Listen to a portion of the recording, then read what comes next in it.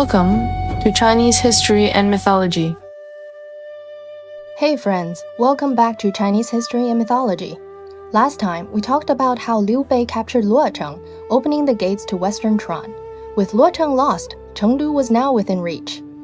Just as Liu Zhang was desperately seeking help, Zhang Lu sent Ma Chao to attack Jiameng Pass. Ma Chao was one of the fiercest warriors of the age, and Zhang Fei eagerly volunteered to face him.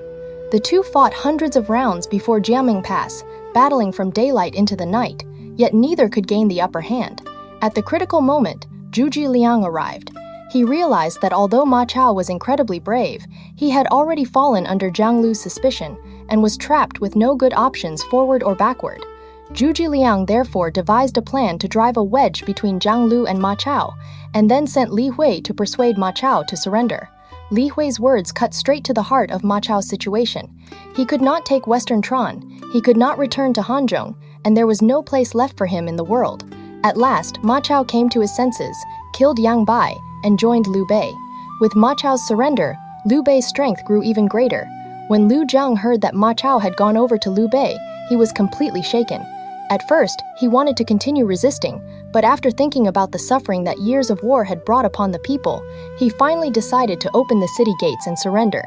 Liu Bei entered Chengdu and officially became the ruler of Yi province. From that point on, he was no longer merely imperial Uncle Liu, living in borrowed territory in Jingzhou. He finally possessed a true power base of his own, Jingzhou in the east, Yi province in the west, and under his command were talented figures such as Zhuge Liang, Zhang Fei, Zhao Yun, Huang Zhong, Wei Yan, Ma Chao, and many other capable civil and military leaders. His power rose dramatically. But just as Liu Bei finished securing Western Chuan, a new problem appeared. Years earlier, when he borrowed Jingzhou from Eastern Wu, he had promised Sun Quan that once he gained Western Chuan, he would return Jingzhou. Now Western Chuan was his. Naturally, Sun Quan had no intention of pretending he had forgotten that promise. So he gathered Zhang Zhao and Gu Yong to discuss how to demand the return of Jingzhou from Liu Bei. And Zhang Zhao came forward with a plan. He claimed he could make Liu Bei hand Jingzhou back with his own hands. So what method would Eastern Wu use to force Liu Bei to give up the land? How would Liu Bei deal with this old debt? And could Guan Yu, who had been entrusted with the defense of Jingzhou, truly uphold the 8 words Zhuge Liang had left behind, resist Cao Cao in the north, and maintain peace with Sun Quan in the east? Let's continue with today's story. Sun Quan could not stop thinking about Jingzhou. Zhang Zhao offered a plan and said, "The person Liu Bei relies on most now is Zhuge Liang. Zhuge Liang's elder brother, Zhuge Jin, serves in Eastern Wu. First, we can place Zhuge Jin's family under guard. Then send Zhuge Jin to Western Chuan to meet Zhuge Liang and force him to persuade Liu Bei to return Jingzhou.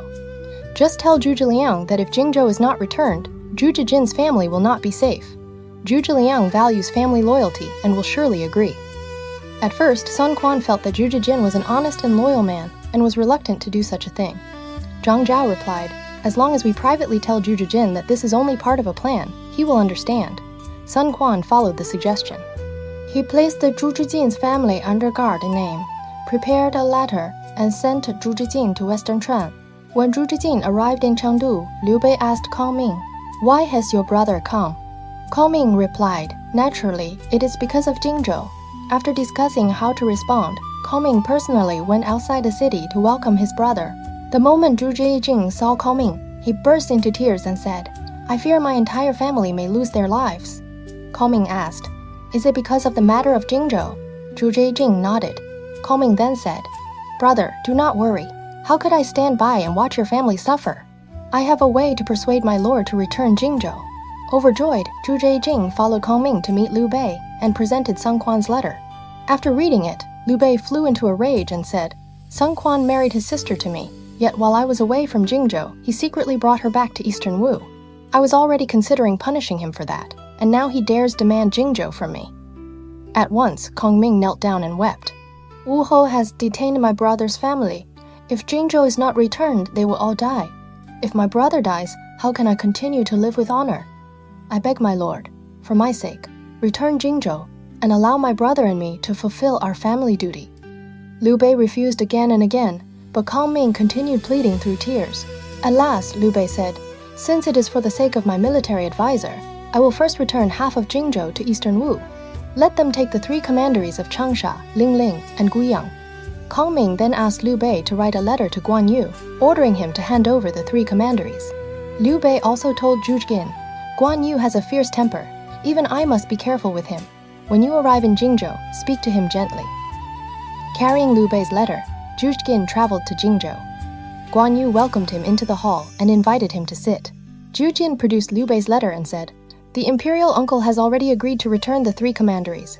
Please arrange the transfer quickly so that I may return to Eastern Wu and report back. The moment Guan Yu heard this, his expression changed. My elder brother and I swore brotherhood in the Peach Garden and pledged ourselves to restoring the Han dynasty. Jingzhou belongs to the Han. How can it simply be handed over to Eastern Wu? A general in the field is not bound by every order from afar. Even if this letter comes from my elder brother, I will not agree. Zhuge Jin pleaded desperately, explaining that his family had been detained by Quan and that their lives depended on obtaining Jingzhou. Guan Yu replied, This is clearly Quan's trick. Do not expect me to fall for it. Zhuge Jin said, General, surely you can show a little consideration. Guan Yu drew his sword and declared, Say no more. There is no consideration for you on this blade. Guan Ping hurriedly stepped in and calmed the situation before Guan Yu acted further. Ashamed and helpless, Zhuge Jin had no choice but to return to Western Chuan. When Zhuge Jin met Liu Bei again, he tearfully explained that Guan Yu refused to hand over the 3 commanderies and had nearly come to blows. Liu Bei sighed and said, My brother is too hot-tempered. He is difficult to persuade. Ziyu, return for now. Once I have secured Eastern Chuan and Hanzhong, I will transfer Guan Yu elsewhere. Then Jingzhou can be returned. With no other choice, Zhuge Jin returned to Eastern Wu and reported to Sun Quan. After hearing everything, Sun Quan became furious and suspected the entire affair was one of Zhuge Liang's schemes. Zhuge Jin explained, My brother truly did beg Liu Bei to return the territory. Liu Bei agreed to return the 3 commanderies first. It is simply that Guan Yu refuses to carry out the order. Sun Quan replied, Since Liu Bei has verbally agreed to return the 3 commanderies, then send officials there to take office and see what happens.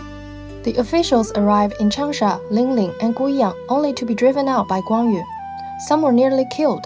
Enraged, Sun Quan summoned Lu Su and demanded an explanation. You were the one who guaranteed Liu Bei's promise and said Jingzhou was only borrowed. Now Liu Bei has taken Western Chuan and still refuses to return it. Are you going to do nothing? Lu Su answered, I already have a plan. We can station troops at Lukou and invite Guan Yu to a banquet. If he comes, we will persuade him peacefully. If he refuses, hidden soldiers can kill him during the feast. If he does not come at all, we can simply launch an attack and seize Jingzhou. Sun Quan thought the plan was excellent and ordered Lu Su to proceed at once. Kanze warned, Guan Yu is one of the greatest warriors of our age. It is dangerous to scheme against him. If the plan fails, disaster may follow. But Sun Quan ignored the warning and ordered Lu Su to continue. After arriving at Lukou, Lu Su discussed the matter with Lu Ming and Gan Ning. They prepared a banquet pavilion by the river and sent an envoy across the river to invite Guan Yu. After reading the invitation, Guan Yu immediately accepted. Once the envoy departed, Guan Ping advised, Lu Su cannot have good intentions with this banquet. Why agree to go? Guan Yu laughed. Do you think I do not know? They want to use the banquet to force me to discuss Jingzhou. If I refuse to go, I will only appear afraid. Tomorrow I shall bring only a handful of attendants and attend with a single blade. Let us see what Lu Su can do to me. Both Guan Ping and Ma Liang urged him not to enter such danger. Guan Yu replied, When Li Xiangru attended the meeting at Miaji, he had no strength to defend himself and still faced the king of Qin without fear. I am a warrior, capable of facing 10,000 men. Since I have accepted the invitation, I cannot break my word. Even so, he made preparations. He ordered Guan Ping to arrange 10 fast boats carrying 500 elite soldiers hidden on the river. The signal would be a red flag raised from his boat. The next day, Guan Yu crossed the river in a small boat. Only a few boatmen were aboard, and a large red banner bearing the single character, Guan, fluttered above. Guan Yu wore a green robe and a green headscarf, sitting calmly in the center of the boat. Zhou Kang stood beside him holding the green dragon blade, while only 8 or 9 sturdy followers accompanied them. Seeing how calm Guan Yu appeared, Lu Su felt uneasy, but could only invite him to the banquet. After several rounds of wine, Lu Su finally spoke. When the imperial uncle borrowed Jingzhou from Eastern Wu, I personally guaranteed his promise that it would be returned once Western Chuan was taken. Now Western Chuan has been secured, yet Jingzhou has not been returned. Is that not a breach of faith? Guan Yu replied, Matters of state should not be discussed at a drinking table. Lu Su continued, At the time, my lord pitied the imperial uncle because he had nowhere to settle, so Jingzhou was lent to him. Now you possess Yi province as well, yet still refuse to return Jingzhou. Would that not invite ridicule from the world? Guan Yu answered, "That is a matter for my elder brother. It is not for me to decide." Lu Su pressed on, "But you and the imperial uncle swore brotherhood in the Peach Garden and pledged to live and die together. Surely his affairs are your affairs as well." Before Guan Yu could answer, Zhou Quan suddenly shouted from the steps below, "Land belongs to those with the virtue to hold it. Why should Eastern Wu alone be allowed to possess territory?" Guan Yu immediately changed expression. Snatching the blade from Zhou Quan's hands, he shouted, "This is a matter of state. How dare you speak recklessly? Get out!" Zhou Quan understood the signal. He hurried to the riverbank and waved the red flag. The moment Guan Ping saw the signal from the river, he led the fast boats racing toward the shore. Meanwhile, Guan Yu held his blade in his right hand and grasped Lu Su with his left, pretending to be drunk. "Today you invited me to drink, so let us not talk about Jingzhou anymore. I have had too much wine and would hate to damage our old friendship.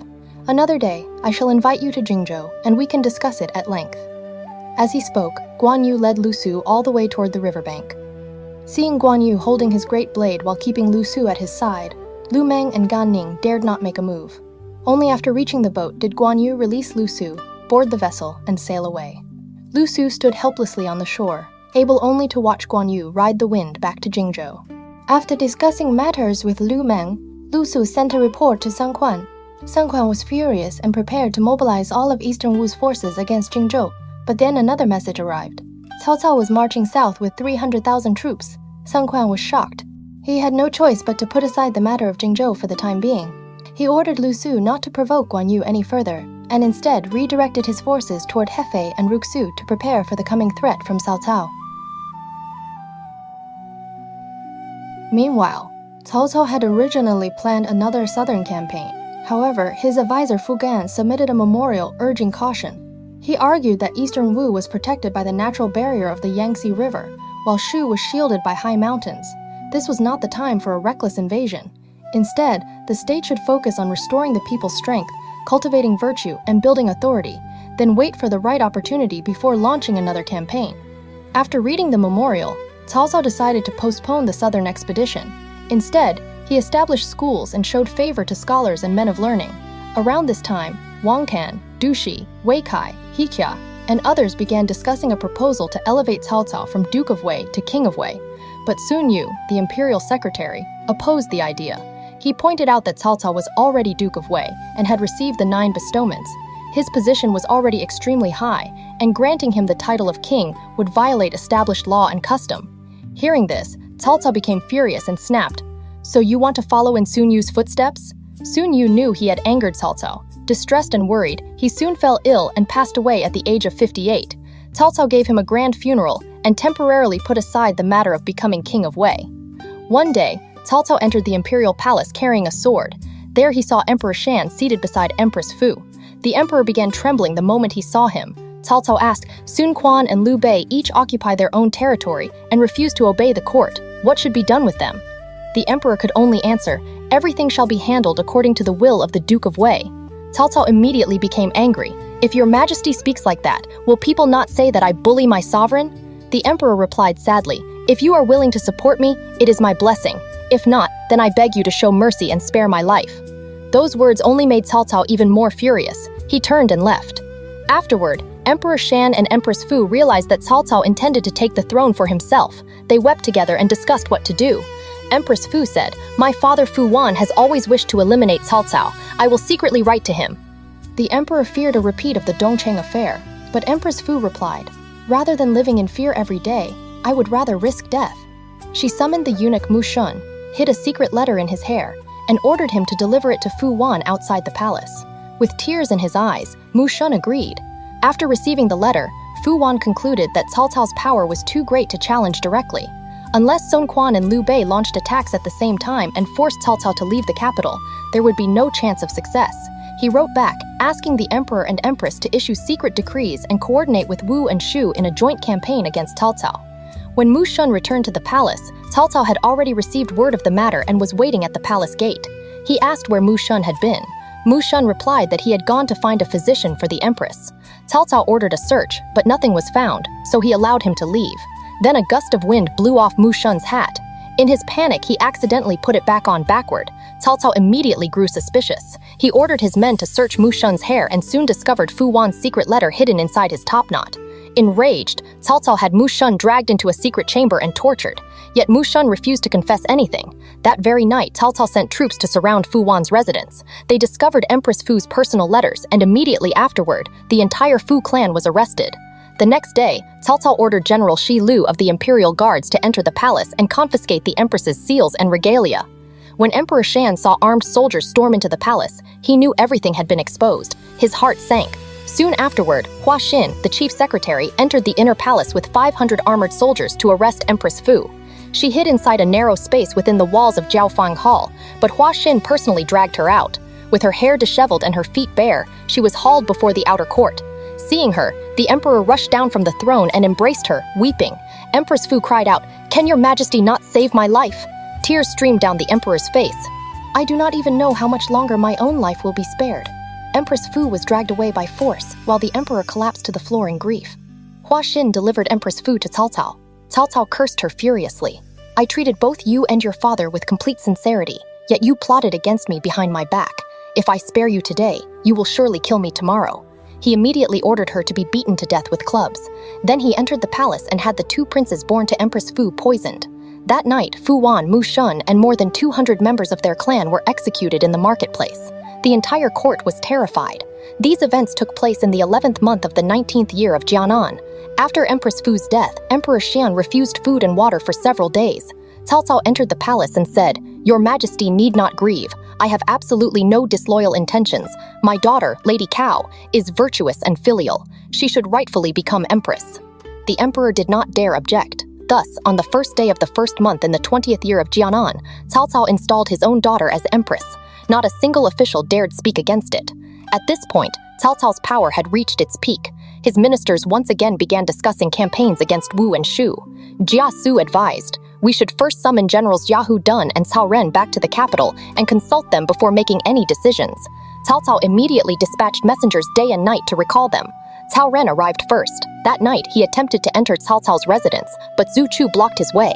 Angrily, Cao Ren said, "I am a member of the Cao clan. How dare you stop me?" Zhu Chu replied, "Though you are a relative, you serve outside the capital. Though I am not family, I am my lord's personal guard. My lord is asleep after drinking, and I cannot allow anyone to enter." When Cao Cao heard about the incident, he praised Zhu Chu's loyalty. Not long afterward, Xiahou Dun also arrived. The generals gathered to discuss future campaigns. Xiahou Dun said, "Wu and Shu are not urgent concerns. We should first attack Zhonglu in Hanzhong. Once Hanzhong is secured, we can use the momentum of victory to invade Shu. Then the entire region can be conquered in one campaign."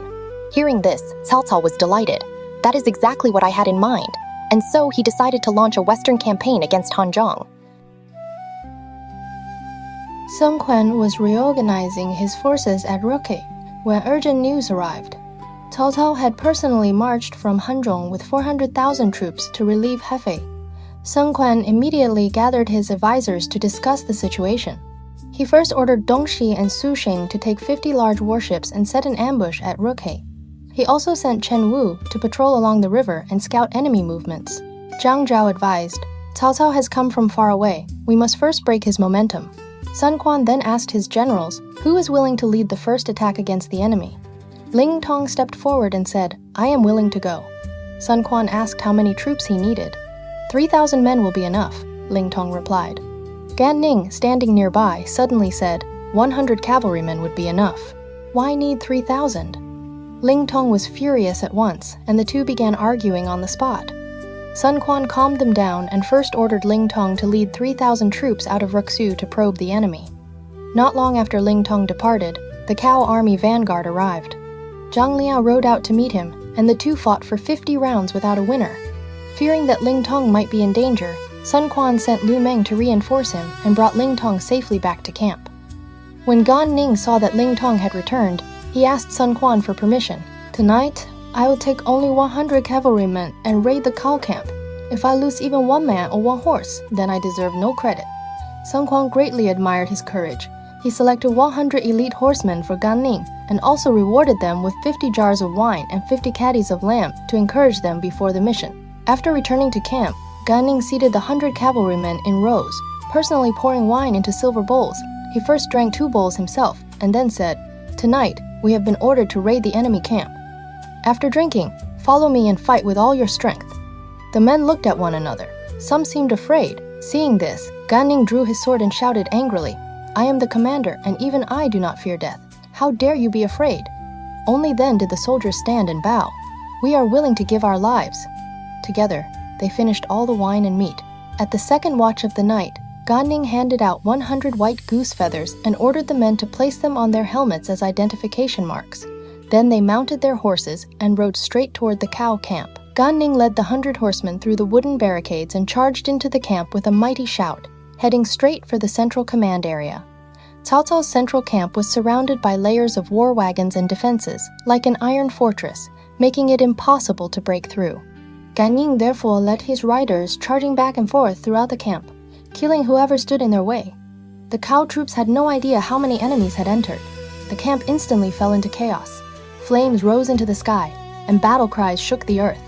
Gan Ning eventually broke out through the southern gate. Fearing an ambush, the cow soldiers dared not pursue.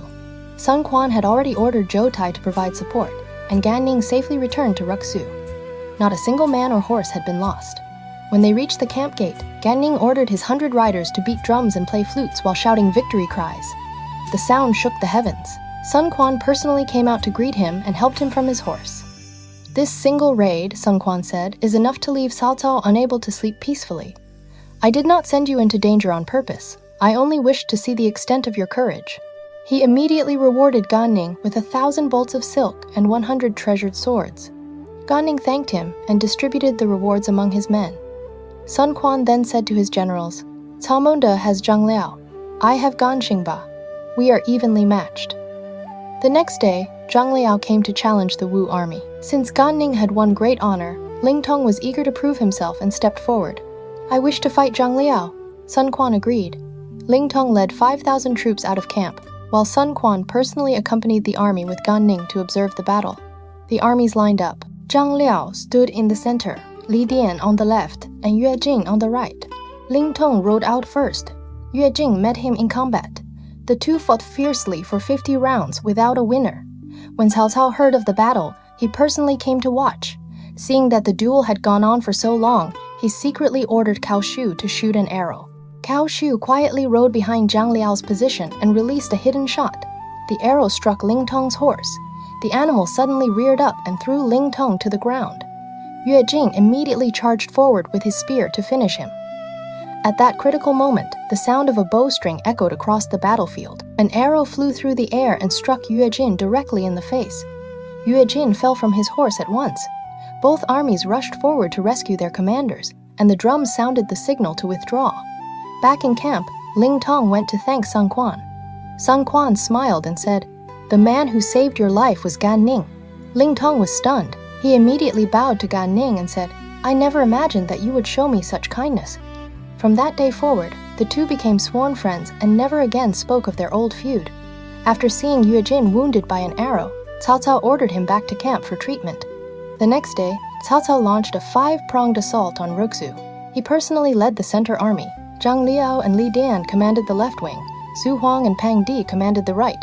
Each force numbered 10,000 men as they advanced toward the riverbank.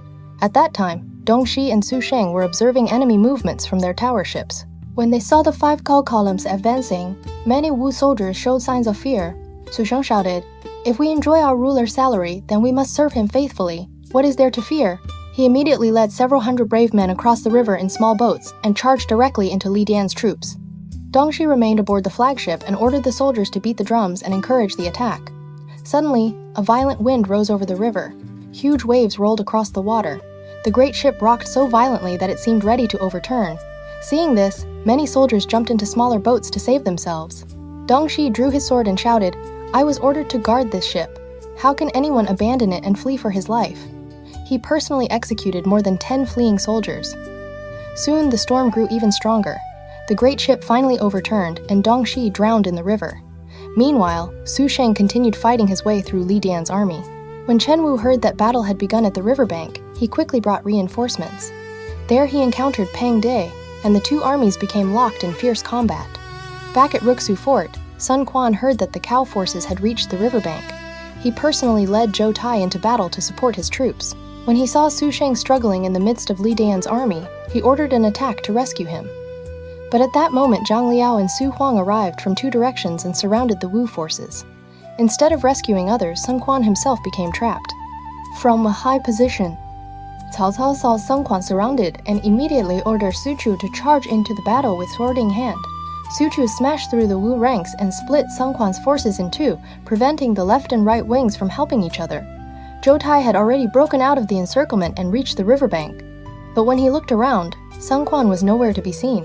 He immediately turned his horse around and charged back into the enemy lines. "Where is my lord?" he asked his soldiers. The men pointed toward the thickest concentration of troops. "Our lord is surrounded there."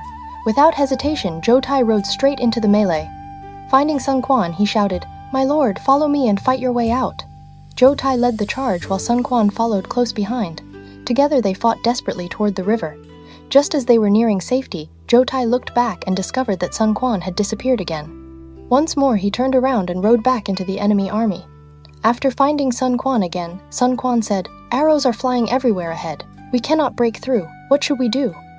Zhou Tai replied, "My lord, go first. I will cover the rear." Sun Quan fought forward while Zhou Tai guarded both sides. Several spears struck him, and arrows pierced even his heavy armor. At last, he succeeded in escorting Sun Quan safely to the riverbank. Lu Meng had already arrived with the navy and helped Sun Quan aboard a ship. Sun Quan sighed and said, "If Zhou Tai had not charged into the enemy lines 3 times, I would have lost my life today." "But Su Sheng is still trapped inside. What should we do?" Zhou Tai answered, "I will save him as well." Without another word, he picked up his spear and charged back into the battlefield. There, he rescued Su Sheng. Both men were badly wounded. Lu Meng ordered his archers to rain arrows onto the Cao troops on shore, before finally bringing them safely aboard. Elsewhere, Chen Wu continued fighting Pang Di. Without reinforcements, he was driven toward a narrow mountain pass. Dense trees filled the area. Chen Wu attempted to turn and fight again, but his sleeve became caught on a branch. Unable to dodge in time, he was struck down by Pang Di's blade. Seeing Sun Quan escape, Cao Cao personally led troops to the riverbank and exchanged arrows with the Wu fleet across the water. Lu Meng was growing anxious because his arrows were nearly exhausted. At that moment, a new fleet suddenly appeared on the opposite side of the river. Leading it was none other than Lu Xun. He had arrived with 100,000 fresh troops. Immediately, he ordered a massive volley of arrows that drove the Cao army back. Then he pressed the attack, landed his troops, and launched a fierce counterattack. Thousands of Cao horses were captured, and countless soldiers were killed or wounded. Facing this sudden reversal, Cao Cao had no choice but to retreat in defeat. It is said that on that day, when Cao Cao saw the black wind raging and the corpses rising all around him, he was so frightened that he collapsed to the ground. Before long, the wind stopped, and the corpses disappeared. His attendants hurriedly helped him back into the palace. But after that terrible fright, Cao Cao fell ill and could not get out of bed. He took medicine for many days, but his condition did not improve. Just then, Su Ji, the grand astrologer, arrived in Ye Commandery from Suchang. Cao Cao asked him to divine whether this was good or bad fortune. Su Ji said, "My king, have you ever heard of Guan Lu, the divine diviner?" Cao Cao said, "I have only heard that he is famous, but I do not know what he can really do. Tell me about him." Su Ji then spoke of Guan Lu's background. Guan Lu, courtesy name Gongming, was from Pingyuan. He was rough-looking, careless in manners, fond of wine, and wild by nature. But from childhood, he loved watching the stars. Often he would stay awake all night, gazing at the sky. When he played with other children, he liked to draw the heavens on the ground, arranging the sun, moon, and stars. After he grew up, he mastered the Book of Changes, could read omens from wind and circumstance, and was also skilled in physiognomy. His art of divination was almost godlike. Shan Zixun, the administrator of Langya, once heard of Guan Lu's fame and summoned him for an audience. That day, more than 100 guests were present, and all of them were skilled debaters. Guan Lu first asked Shan Zixun for 3 sheng of wine, saying that he was young and timid, and only after drinking would he dare to speak. After the wine went down, he discussed the Book of Changes with Shan Zixun from morning until evening. His answers flowed without pause, and every sentence was deep and subtle. Shan Zixun and all the guests were amazed. From then on, people called him a divine child. Su Ji continued, saying that there was once a commoner named Guo En. He and his two brothers all suffered from lameness, so they came to ask Guan Lu for divination. After calculating, Guan Lu said, "There is a female ghost causing trouble in your ancestral grave.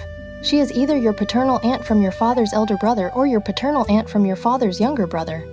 During a famine, your family fought with her over a few sheng of rice, pushed her into a well, and then smashed her head with a large stone. Because of this, her wronged spirit has appealed to the underworld, and that is why you three brothers suffer this punishment. This matter cannot be resolved." When the Guo brothers heard this, they wept bitterly and kowtowed, confessing their guilt. Another time, the wife of the magistrate of Xingdu had suffered from chronic headaches for many years, and his son often had pain in the chest. Guan Lu divined and said, "Beneath the western corner of your main hall are buried two corpses. One holds a spear, and the other holds a bow and arrows. The one with the spear governs the head, so your wife suffers headaches. The one with the bow and arrows governs the chest, so your son feels pain in his heart." Wang Ji ordered people to dig 8 feet down. Sure enough, they uncovered 2 coffins. In one coffin was a spear, and in the other were a bow and arrows. After the bones were moved and properly reburied, the mother and son recovered. Later, Zhuge Jin, the magistrate of Guantao, did not believe in Guan Lu's art. He secretly took 3 things: swallow eggs, a beehive, and a spider, and hid each one in a box, asking Guan Lu to identify them. After divining, Guan Lu wrote 3 riddling descriptions, and each one accurately revealed what was inside the boxes. Everyone present was astonished. Another old woman lost an ox. Guan Lu divined that the ox had been slaughtered and eaten by 7 men beside the northern stream. The old woman went there, and indeed found 7 men cooking beef. The administrator Liu Bei also refused to believe him, so he hid a seal pouch and pheasant feathers and asked Guan Lu to divine them. Guan Lu identified them all correctly, and from then on, Liu Bei treated him as an honored guest. Su Ji also told the strangest story about Guan Lu. One day, Guan Lu saw a young man named Zhao Yan farming in the countryside.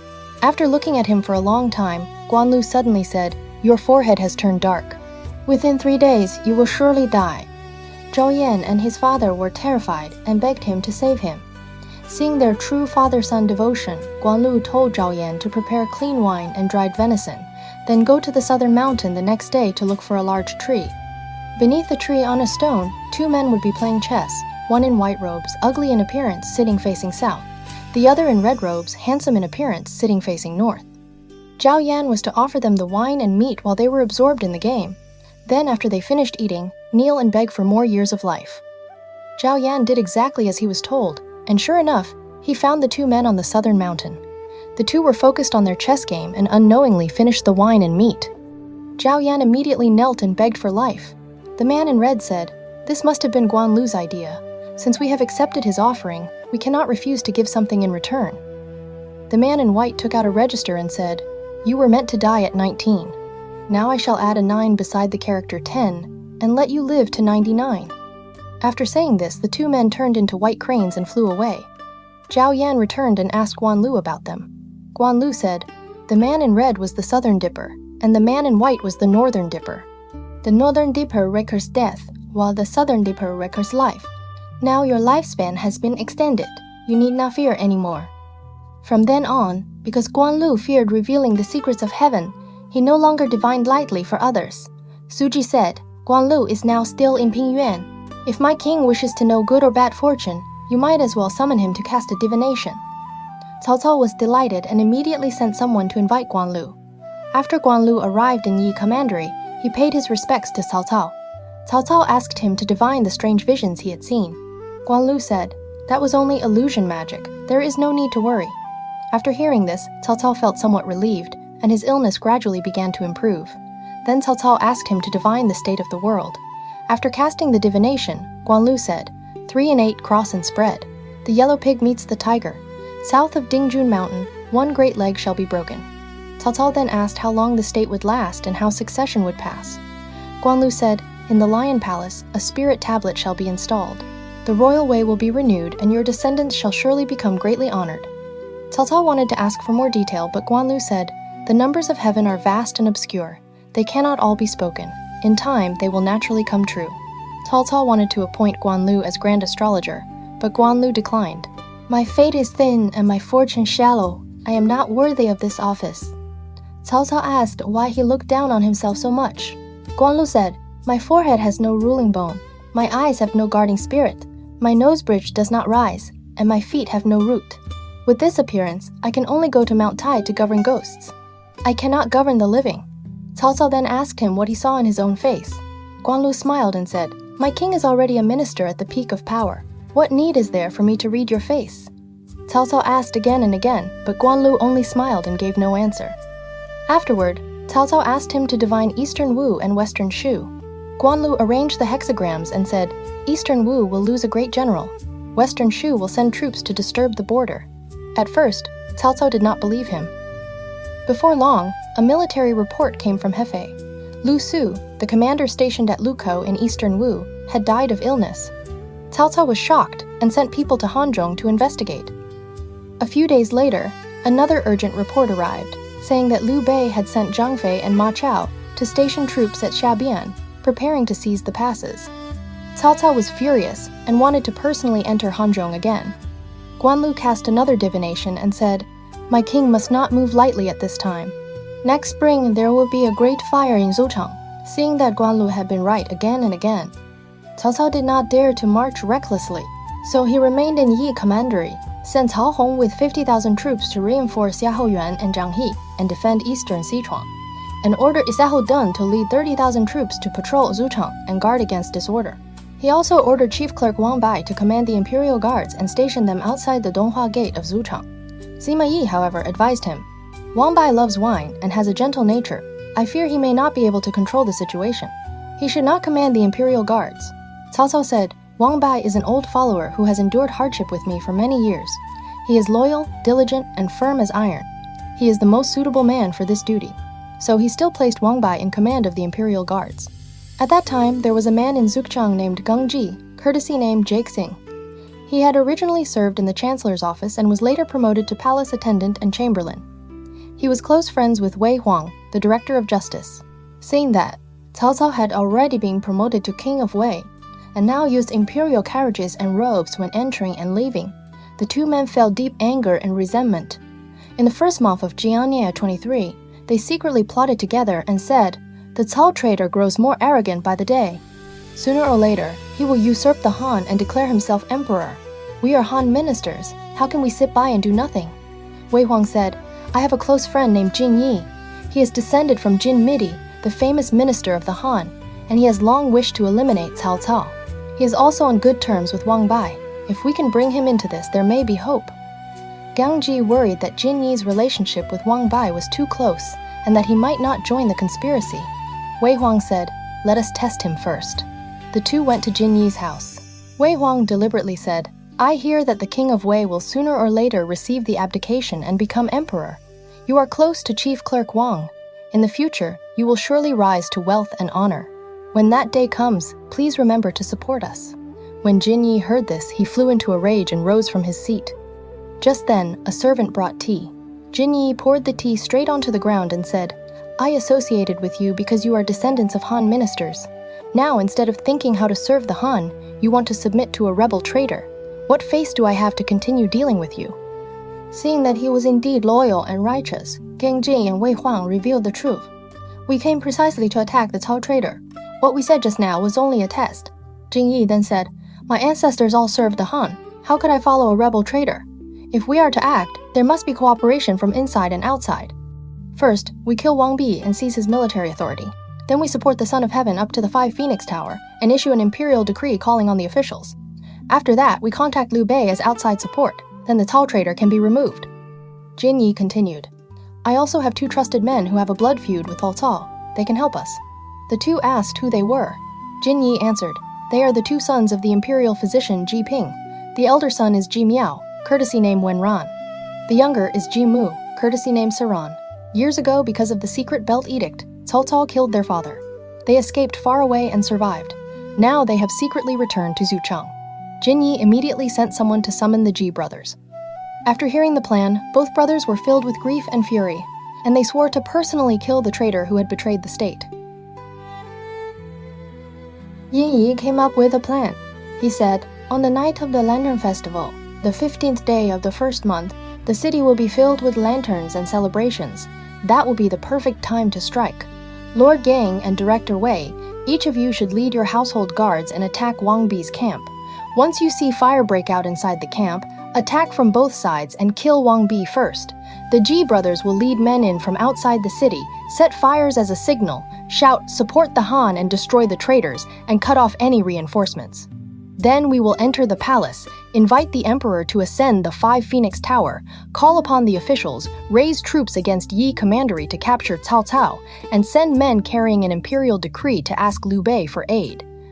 The 5 men sealed their alliance with blood and returned home to prepare. The families of Gengji and Wei Huang each had 300 or 400 retainers, and weapons had long been prepared. The Ji brothers also secretly gathered 300 men. On the surface, they claimed they were organizing a hunting expedition, but in reality they were preparing for rebellion. Jin Yi went to see Wang Bai in advance and said that the realm was largely at peace and that the king of Wei's power shook the 4 directions. It would be fitting to celebrate the Lantern Festival with lights to display the prosperity of the age. Wang Bi thought this reasonable and ordered the entire city to be decorated with lanterns.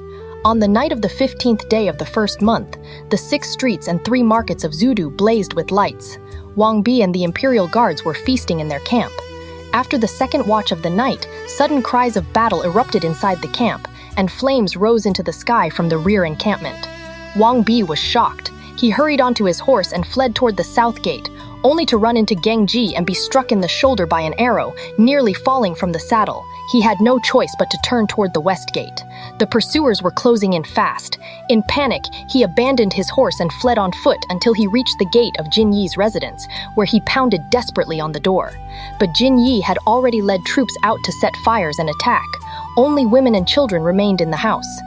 Hearing the knocking from behind the gate, Jin Yi's wife assumed her husband had returned and called out, "Has that villain Wang Bi been killed yet?" Only then did Wang Bi realize that Jin Yi was also part of the conspiracy. He immediately fled to Cao Shu's residence and reported the entire plot involving Jin Yi, Gengji, and the others. Cao Shu at once put on his armor, mounted his horse, and led more than 1,000 troops into the city to fight. Fires broke out throughout the city.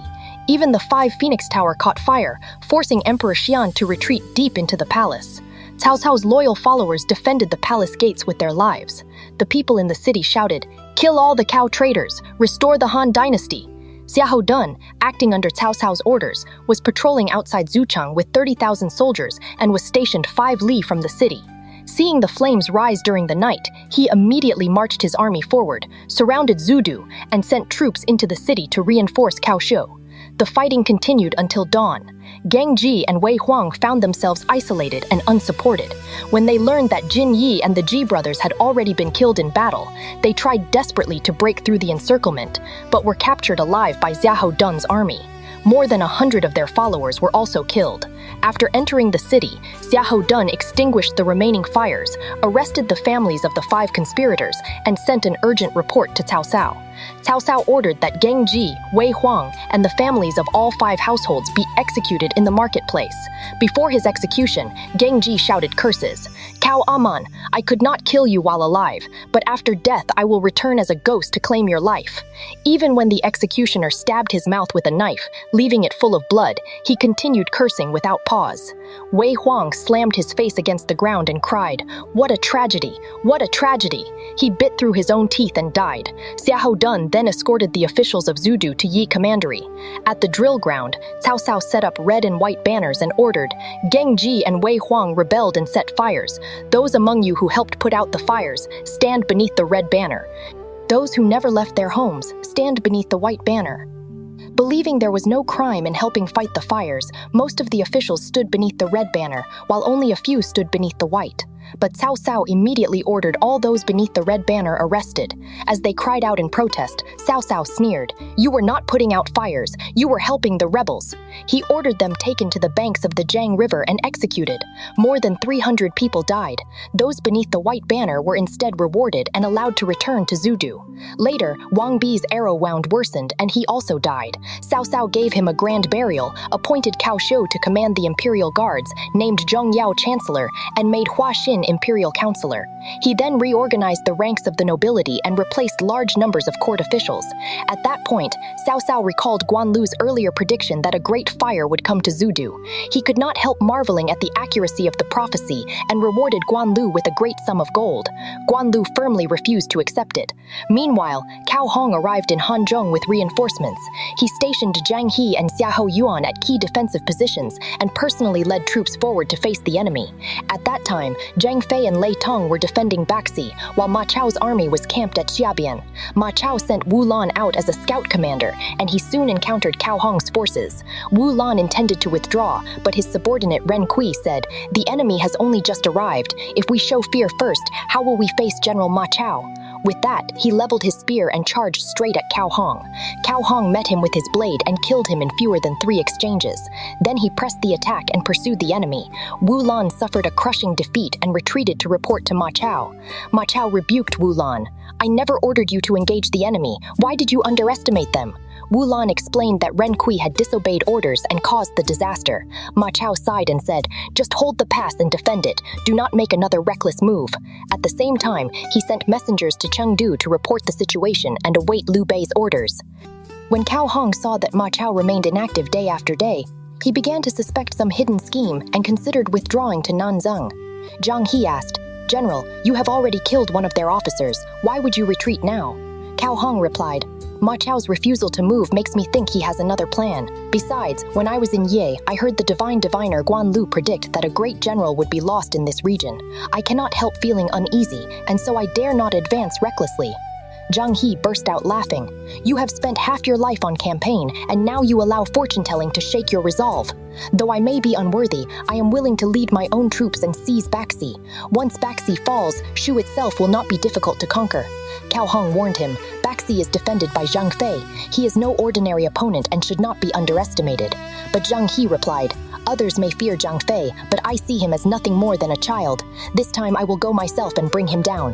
Cao Hong asked, "And if something goes wrong?" Zhang He answered, "I am willing to sign a military pledge and accept punishment according to military law." Cao Hong had him sign the pledge, and Zhang He set out with his troops, marching straight toward Baxi. Zhang He led 30,000 troops into Baxi and established 3 camps along the mountain terrain: Danggu Camp, Mengtou Camp, and Dangshi Camp. Half the troops remained in each camp to guard it, while the other half marched out to attack Baxi. When the scouts reported the news, Zhang Fei immediately summoned Lei Tong to discuss a plan. Lei Tong said, "The mountains around Langzhong are steep and dangerous, perfect for an ambush. General, you can engage the enemy head-on while I lead a surprise force from the flank. Zhang He will surely be defeated." Zhang Fei agreed, gave Lei Tong 5,000 elite soldiers, and personally led 10,000 men 30 li from Langzhong to meet Zhang He in battle. The 2 armies formed their lines. Zhang Fei rode out first and called for a duel with Zhang He. Zhang He raised his spear and accepted the challenge. The 2 fought for more than 20 rounds. Suddenly, disorder broke out in Zhang He's rear ranks. Shu banners had appeared from behind the mountain. Startled, Zhang He no longer dared continue the fight and turned his horse to retreat. Zhang Fei pursued from behind while Lei Tong attacked from the front. Caught between them, Zhang He suffered a crushing defeat. Zhang Fei and Lei Tong chased him all the way to Mount Dangqui. After retreating, Zhang He strengthened the defenses of his 3 camps. He filled the mountain slopes with rolling logs and stone projectiles and refused to leave the camps. Zhang Fei set up camp 10 li from Dangqui and personally challenged him the next day.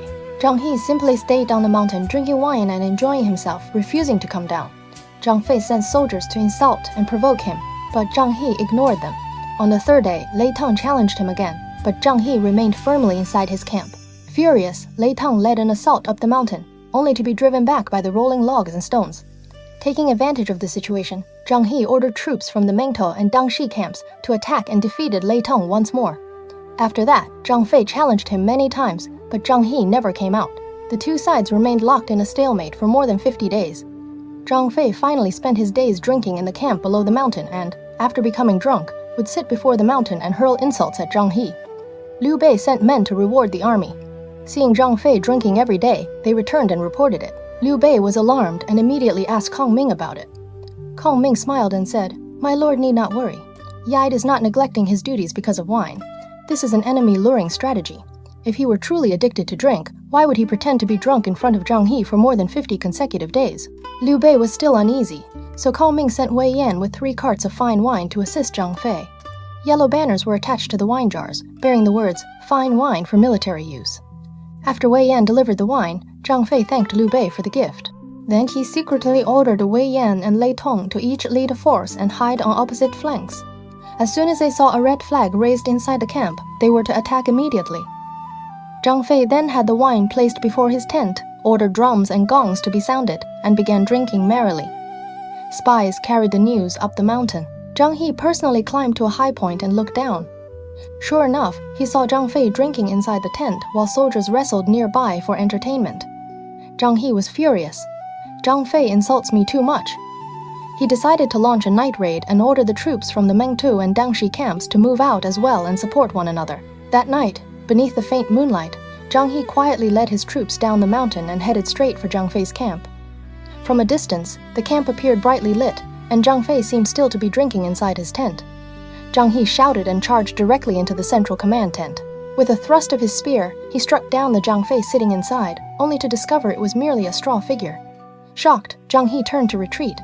At that moment, a series of signal cannons thundered from behind the tent. A great general burst forth on horseback, his round eyes blazing and his voice booming like thunder. It was the real Zhang Fei. He leveled his spear and charged directly at Zhang He. The two fought fiercely in the firelight for 30 to 50 rounds. Zhang He waited desperately for reinforcements from the two camps, not knowing that Wei Yan and Lei Tong had already driven them back and seized both camps. Looking back and seeing flames rising from the mountains, Zhang He finally realized that even his main camp had fallen. With no choice left, he fled in panic toward Wakou Pass. Zhang Fei won a great victory and sent news of his success back to Chengdu. Only then did Liu Bei realize that Zhang Fei's drinking had indeed been part of a carefully planned trap. When Zhang He retreated to Wakou Pass, his force of 30,000 had already been reduced by 20,000. He sent messengers to Cao Hong asking for reinforcements. Cao Hong was furious. "You ignored my advice and insisted on advancing. Now you have lost an important pass and come asking for help." Refusing to send troops, Cao Hong ordered Zhang He to continue fighting on his own. Left with no choice, Zhang He devised another plan. He divided his remaining forces into 2 groups and hid them along a remote mountain road before the pass. He himself would pretend to retreat, lure the Shu forces into pursuit, and then have the hidden troops cut off their retreat. That day, Zhang He marched out and encountered Lei Tong. After only a brief exchange, Zhang He pretended to flee. Lei Tong took the bait and gave chase, only to find his retreat blocked by hidden troops. Zhang He wheeled around and thrust his spear, killing Lei Tong on the spot. The defeated soldiers returned and reported the loss to Zhang Fei. Zhang Fei personally led troops out to fight. Once again, Zhang He used the same trick, pretending to retreat. This time, however, Zhang Fei saw through the plan and refused to pursue. Back in camp, he told Wei Yan, "Zhang He used hidden troops to kill Lei Tong and now wants to deceive me again.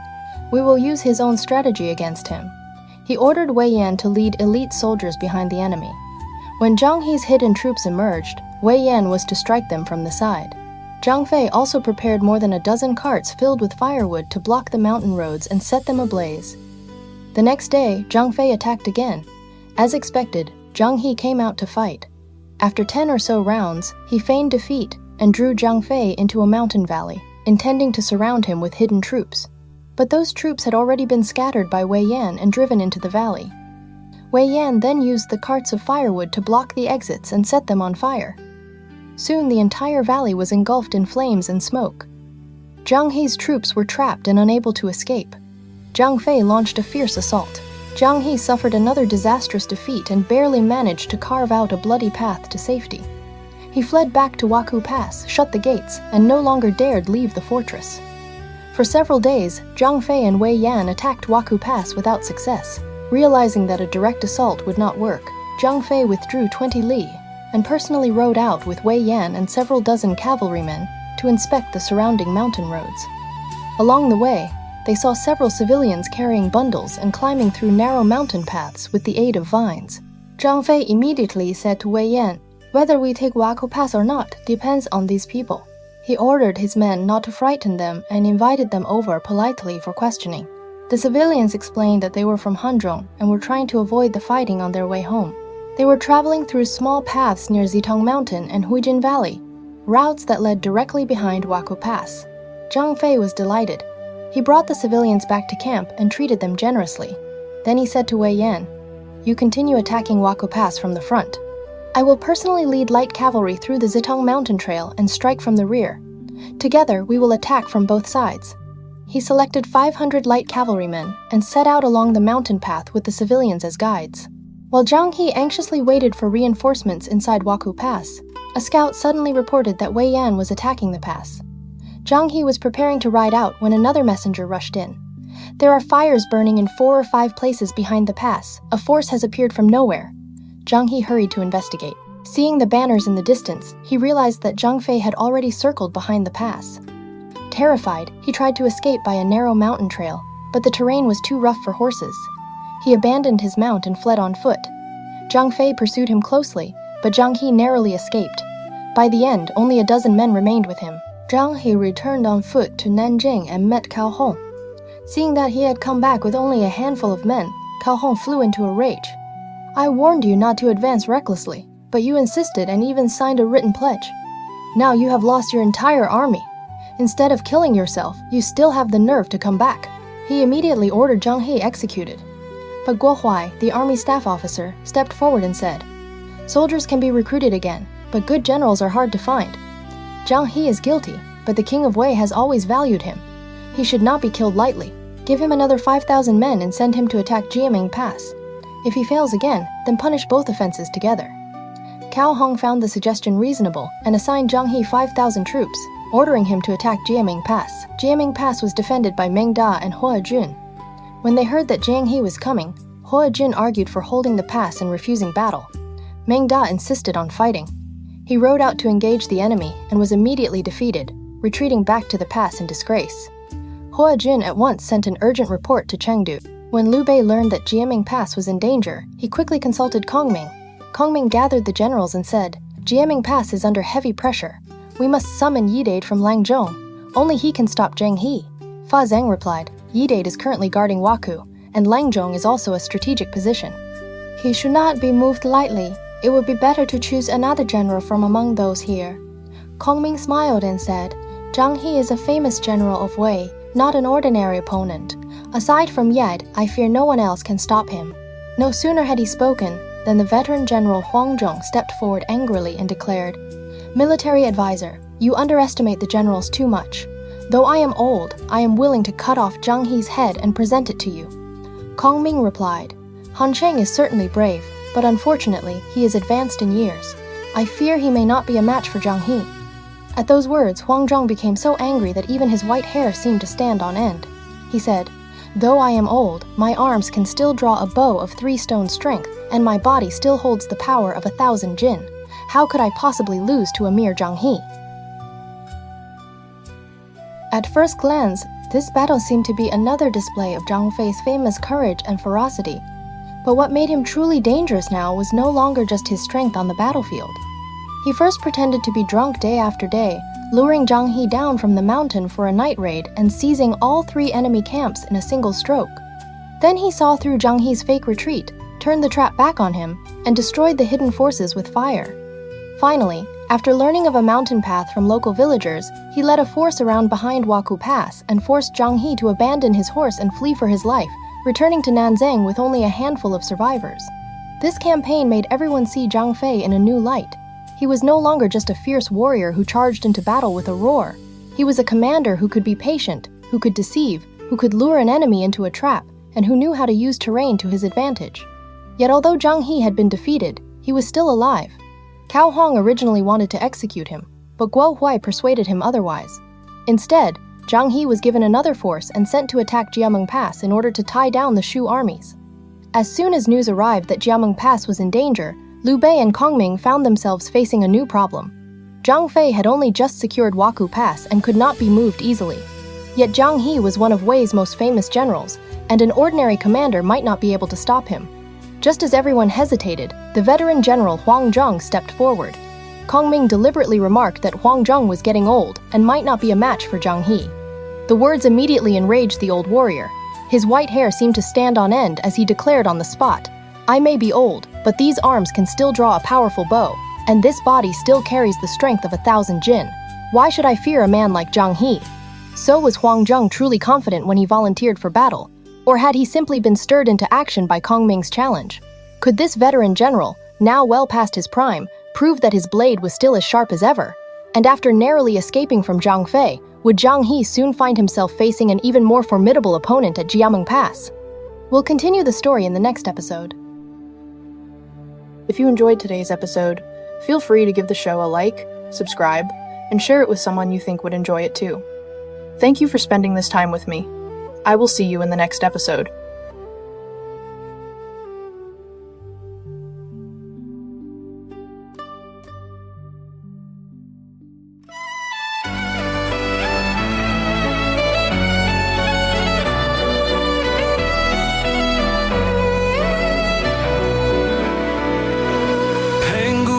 The sky in light, Nua healed the broken heart. Fuxi traced the world's design. Every age leaves stories bright. Yaya dynasty shaped bronze. Shang dynasty cast oracle bones.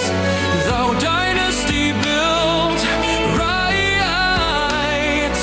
Qin dynasty forged the great walls. Han dynasty opened Silk Road winds. Three Kingdoms dynasty turned war to tales. Jin dynasty led ink and mountains bloom. Sui dynasty carved the Grand Canal. Tang dynasty crowned the world with art. Song dynasty raised learning's flame. Yun dynasty swept the northern plains. Ming dynasty strengthened walls again. Qing dynasty closed an ancient end.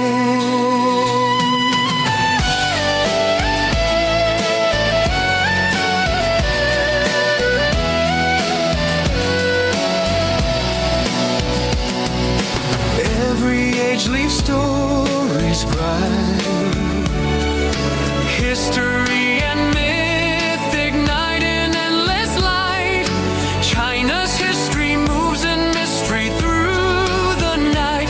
Footsteps of this land enchant the world in light.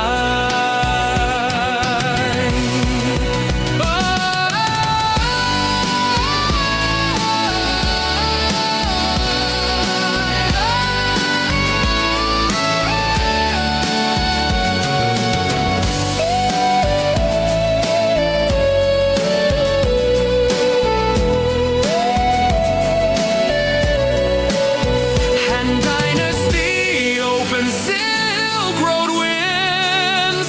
Three Kingdoms dynasty turned war to tales. Qin dynasty led ink and mountains bloom. Sui dynasty carved the Grand Canal. Tang dynasty crowned the world with art. Song dynasty raised learning.